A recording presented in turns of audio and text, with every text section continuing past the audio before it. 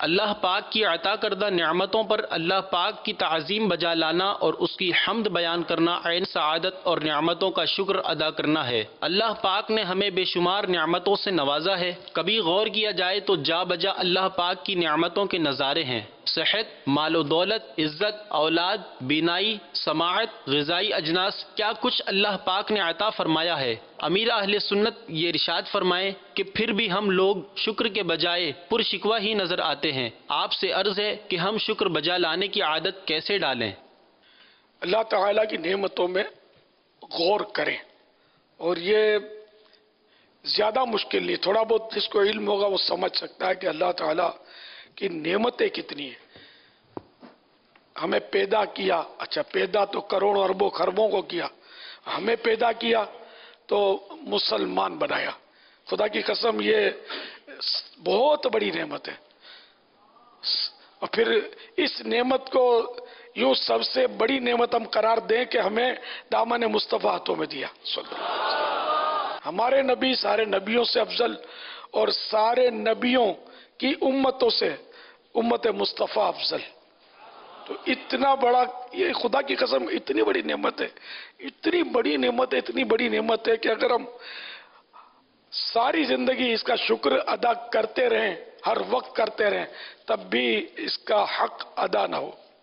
شکر ایک کرم کا بھی ادا ہو نہیں سکتا، دل تم پہ فدا، جان میری تم پہ فدا ہو۔ تو اللہ تعالیٰ کی پھر نعمتیں بے شمار، ہر سانس کا اندر جانا نعمت، باہر نکلنا نعمت۔ سانس اندر نہ جا پائے تو بھی موت واقع ہو جائے، باہر نہ نکلے تو بھی پھیپڑا پھٹ جائے، کچھ یعنی کہ بالکل یعنی کہ بندہ جی نہیں، زندہ نہیں، مر جائے وہ بھی۔ تو یہ دو نعمتیں ہر سانس میں۔ پھر ہوا، یہ نعمت اللہ نے بغیر مانگے دی ہے، ہم نے تھوڑی مانگی تھی، خود بخود دی ہے، اور سستی ہی نہیں، مفت میں عطا فرمائی ہے۔ حالانکہ زندگی کی ضروریات کی دیگر چیزیں پیسے دے کر ملتی ہیں، تو اللہ نے یہ جو سب سے ضروری ہے زندگی کے لیے، یہ بالکل مفت، ہر جگہ اویلیبل، اور نظر بھی نہیں آتی، ایسی نعمت ہے، اور ہمیں زندہ اس نے رکھا ہوا ہے اللہ کی عطا سے۔ تو یوں دیگر نعمتیں اگر ہم گنتے چلے جائیں، زبان کی نعمت، آنکھوں کی نعمت، کانوں کی نعمت، ناک کی نعمت، پھر سونگھنے کی نعمت، اللہ کی نعمتیں اتنی ہیں کہ تم انہیں گننا چاہو تو گن بھی نہیں سکتے۔ یہ قرآنی آیت ہے۔ تو لا تعداد نعمتیں اللہ تعالیٰ کی۔ تو یہ جب ذہن بنے گا، پھر آپ تھوڑی دیر کے لیے اس طرف آ جائیں کہ آپ بے روزگار ہوں، اور بے روزگاری میں آپ کو 2 ہی مہینے گزرے ہوں، اور کوئی آپ کو نوکری دلا دے، اور یوں واجبی نوکری ہو، اچھی نوکری ہو، کیا خیال ہے آپ کا؟ زندگی میں اس کا شکر ادا کریں گے، اس کا احسان نہیں بھولیں گے؟ تو جس رب نے اتنی ساری نعمتیں دی، اس کا احسان کیسے بلایا جا سکتا ہے؟ تو جب ایک نوکری دلانے والے کا ہم بہت شکریہ ادا کریں، تھینک یو ویری مچ کہیں، جزاک اللہ کہیں، شکرن، اور کیا کیا اس کو اس کے لیے جگہ خالی کریں، اس کی رسپیکٹ کریں، اس کی تعریف کریں کہ یار مجھے اس نے نوکری دلا دی ہے، بڑا اچھا آدمی ہے۔ اور جو رب جو یقیناً سبھی سے اچھا ہے، تو اور سبھی سے زیادہ مہربان ہے، دنیا والا نوکری دلائے گا تو کبھی ہو سکتا ہے کہ دل آزاری بھی کر بیٹھے، اور اللہ تعالیٰ تو اس کی رحمت۔ تو بہرحال یہ کہ اللہ تعالیٰ کا اس طرح ہم ذہن بنائیں گے نا، تو شکر ادا کرنے کی طرف ہو سکتا ہے طبیعت مائل ہو۔ پھر شکر ادا کرنے پر فوائد بھی بہت ہیں۔ لَإِن شَكَرْتُمْ لَأَزِيدَنَّكُمْ، تم شکر ادا کرو گے تو وہ مزید دے گا، یعنی اور دے گا۔ اور نوکری دلانے والے کا اگر شکریہ ادا بھی کریں گے، تو اگر اس نے 25,000 روپے والی نوکری دلائی تھی اور ہم اس کو شکریہ ادا کریں گے تو وہ 50,000 والی نہیں دلا دے گا، وہیں رہیں گے آپ۔ لیکن میرے رب کی شان کے اس کے قرآن میں ہی ہے کہ تم شکر ادا کرو گے تو وہ مزید عطا کرے گا، اور دے گا، اور دے گا، اللہ اللہ۔ پھر یہ کہ شکر ادا کرنے کے فوائد، فضائل پر بھی غور کیا جائے تو وہ بھی بے شمار ہیں۔ تو صحیح بات ہے کہ جتنا شکر ادا کریں اتنا کم ہے. الحمدللہ مکتبۃ المدینہ نے ایک عربی کتاب، امام ابن ابی دنیا کی کتاب الشکر للہ کا اردو ترجمہ شائع کیا ہے. تو انہوں نے یہ عربی کتاب لکھی تھی، تو الشکر للہ، تو اس کا ترجمہ کر کے ہمارے مدینہ العلمیہ نے مکتبۃ المدینہ سے اس کو چھاپا ہے. 113 پیج، یعنی بہت تھوڑے پیج ہیں اور اتنی دلچسپ ہے. میں سمجھتا ہوں کہ جس کو جذبہ ہوگا نا وہ پڑھنا شروع کرے گا نا تو اس کو ختم کیے بغیر شاید مزہ نہیں آئے گا.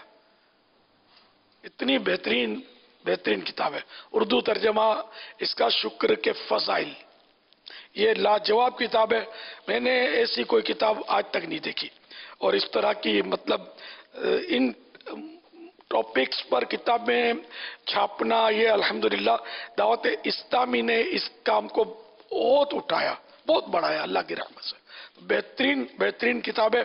تو یہ آپ لیں، اس کا ذہن بنا کہ آپ کو لینا ہے، اس کو پڑھیے، شکر کرنے کا ذہن بنے گا.